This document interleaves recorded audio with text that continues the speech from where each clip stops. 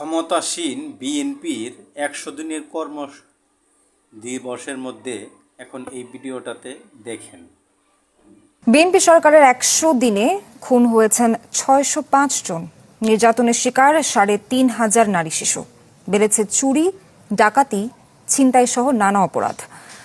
গবেষণা প্রতিবেদনে এই তথ্য জানিয়েছে টিআইবি। সংস্থাটির মতে ইতিবাচক উদ্যোগ থাকলেও দুর্নীতি প্রতিরোধ ও জবাবদিহি প্রতিষ্ঠায় উদ্যোগের ঘাটতি উদ্বেগজনক।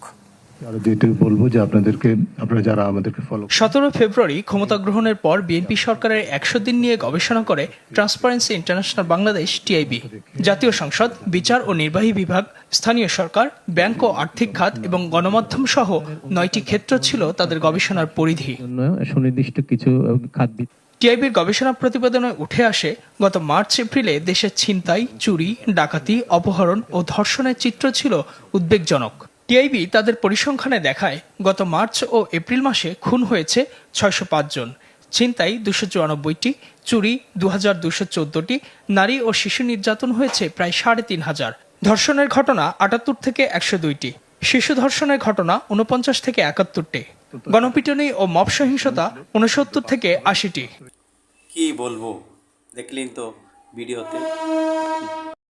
ভিডিওতে দেখলেন কি অবস্থা। এই সরকারের শুরুতে এই অবস্থা, ১০০ দিনের গবেষণা দেখেছে, এ হলো অবস্থা।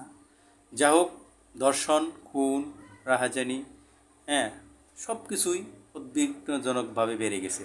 এর কারণ হচ্ছে সুষ্ঠু আইন, ন্যায় বিচার, পরাধীনতা নেই। এই জন্যই এই অবস্থা। ছিনতাই, রাহাজানি, শিশু নির্যাতন, ধর্ষণ, খুনই হয়েছে ৬০০।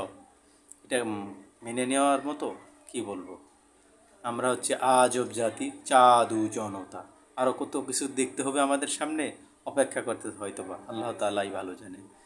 যা দিন মুরব্বীরা বলছে, গেছে দিন ভালো, আসে দিন খারাপ, গ্রামের ভাষায় কথা বলে। তবে আসার দিন কীরকম খারাপ হবে এটা অনুধাবন করতে পারবো যখন প্রতিফলন হবে, প্রতিটা ঘটনা যখন আমরা সম্মুখীন হব তখন। এর আগে কিন্তু কেউ আমরা সম্মুখীন হব না। যখন একটা সামনে আসে তখনই এটা নিয়ে মানুষের তোলপাড় চলে। ধর্ষণ, খুন, শিশু ধর্ষণ, এগুলো যখন প্রতিনিয়ত ঘটে তখন এটা নিয়ে তোলপাড় ছিল সুগম। যখন দু একটা সোশ্যাল মিডিয়ায় থেকে শুরু করে সবাই, নীল মিডিয়া থেকে শুরু করে হলুদ মিডিয়া, সমস্ত মিডিয়ায় ঝুঁকে পড়ে, কিন্তু আসল চিন্তা ভাবনা, মনস্তাত্ত্বিক জ্ঞান আমাদের মাঝে নেই, হারিয়ে গেছে সব কিছু। এই জন্যে একই অবস্থা, দেশের ন্যায় চিন্তা, নীতি সব কিছুই ভুলে মানুষ এখন আছে যার যে কীভাবে মেরে খাওয়া যায়, কীভাবে শেষ করে দেওয়া যায়, এই পরিকল্পনায় সবসময় আঁকে। না হলে এই দেশের অবস্থা এই হবে, হালকাবে কেন? ১০০ দিন গবেষণায় ৬০০+ খুন হয়েছে। এটার মধ্যে আমার ভাই ব্রাদার কিংবা অন্যজন আত্মীয় স্বজন থাকতে পারে, এবং আমিও থাকতে পারতাম, অথবা আল্লাহ তাআলা এখন জীবিত রেখেছে আলহামদুলিল্লাহ। সামনে যে আমি হব না, এর কি আছে গ্যারেন্টি?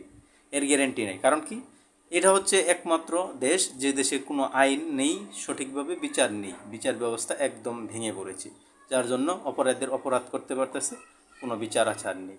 এই হলো অবস্থা। ওই প্রশাসন ব্যবহার করতেছে যারা টাকা পয়সা আছে তারা, আর যারা প্রশাসন টাকা পয়সা নেই তারা কেউ কিছুই ব্যবহার করতে পারতেছে না। নিরপেক্ষতায় জীবনযাপন যাচ্ছে, বিচার ঘুরে ঘুরে। বাংলাদেশের আইনের তো ধারা শেষ নেই, আকাশে তো তারা তার থেকেও বেশি ধারা বাংলাদেশের আইন। এই হলো অবস্থা।